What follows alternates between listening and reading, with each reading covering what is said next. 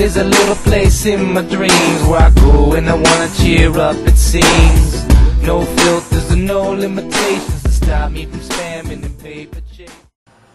Hello everybody, welcome to another episode of Talk MB. Today we're going to be talking about portable MP3 devices.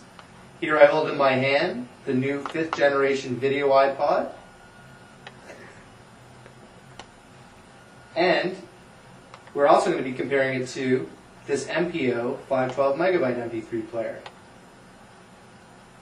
Today I'm here with Graham Perkins, aka the Woz for his love of Apple products, to debate the fact on which is better, the Apple iPod or your standard run-of-the-mill MP3 player. So, tell me the difference between the 5th gen and this MP3 player. Well, first of all, we got, let me see that thing.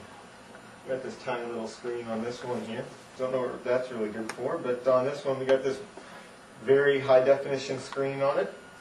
The only downfall of an iPod is usually the fact that it doesn't play very many formats of music. Pretty much stuck to MP3s and MP4s and stuff like that.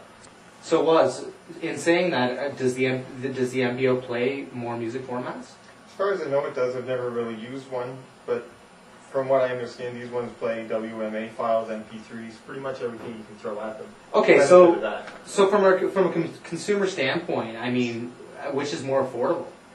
Definitely the MPIO. So, in your expert opinion, in your geek opinion, tell me, should the 5th gen iPod, what does that cost nowadays? $300-400. What am I looking to pay for that MPO MP3 player? $150 wasted. $150 wasted.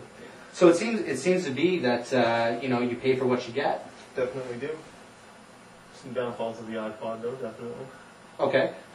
Now, if I'm looking to buy an MP3 player for my father or a relative or a son, which would you recommend? Like, would you recommend quality and high price, or would you recommend that I pick up something smaller that plays more musical forms that's a little bit cheaper? It depends on what they're really going to be doing with it. I'd say for an average parent or something, I'd probably get them one of these little MPIOs. I mean, they're going to break it.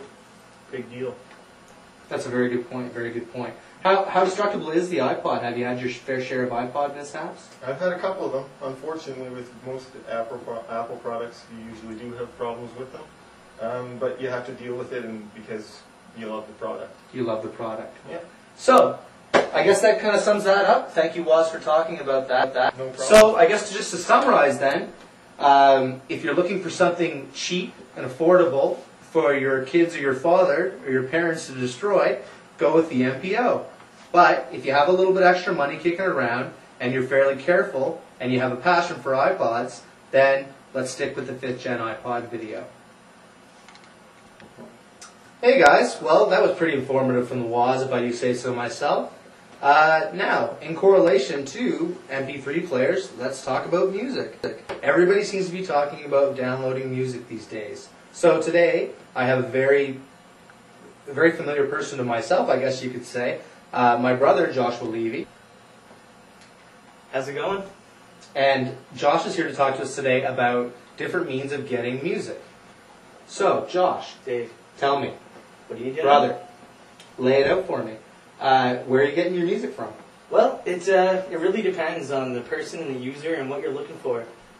I myself, I like a lot of indie bands and underground stuff, and not the usual Britney Spears search your daughter might be making.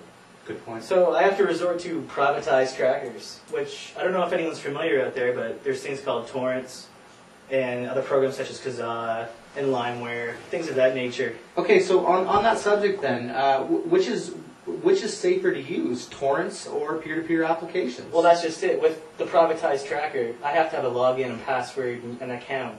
So I'm not just like an everyday user. I'm a being on this site. So I can log in, find this harder music, and other like minds like myself will be there sharing the music. And it's easier to get, it's faster, and it's also more trustworthy. In a sense where if I'm using Kazaa or a LimeWire or like one of those peer-to-peer programs, that it's not the security that you want.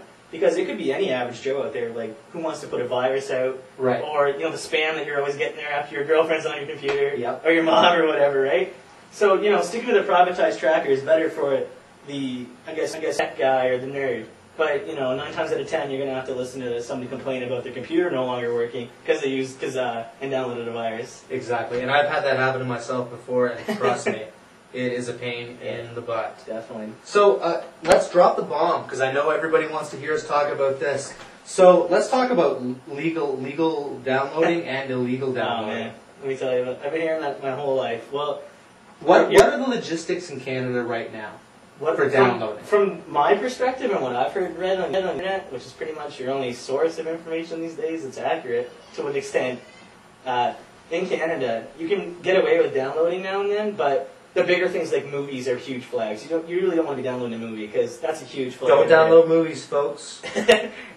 Your music, though, is a lot easier to come by, I find, because, I don't know, the RIAA is for the states, right? Right. So their jurisdiction really doesn't float into Canada. And right now the courts in Canada have ruled that it's not illegal to download the music, it's just illegal to distribute it. So it's a lot harder to track down who's doing that over these networks. Right. 'Cause there's a lot So of, it's kind of a take your chance kind of thing. it is, but I wouldn't really stress it too much as it's been, publicized in the news and stuff, that one guy out of a million that's doing it, right? In the big areas. So Josh, with all this information you've given me, you seem to be pretty into the music scene. You seem to know what you're talking about. What do you think about people who just rip CDs onto their computer? Like, how are you about supporting the artist? That's a big issue for me, I guess you could say, because local artists always support your local artists, man. Doesn't matter, if they're making a mint now or so they had to start somewhere. Nobody starts out big. So if you're going to a show here in St. John, for instance, down Taps or something, you go to that show, pay the $5, get the disc.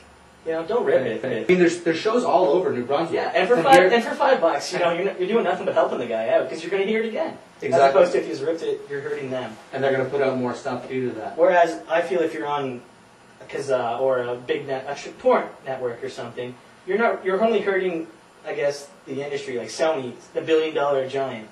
You know what I mean? You're not hurting the artist so much that way. I mean, it's not right, but I feel less wrong, I guess you could say, when you do that. It's a lesser of two evils. Exactly. If you're going to do it, don't hurt the little guy.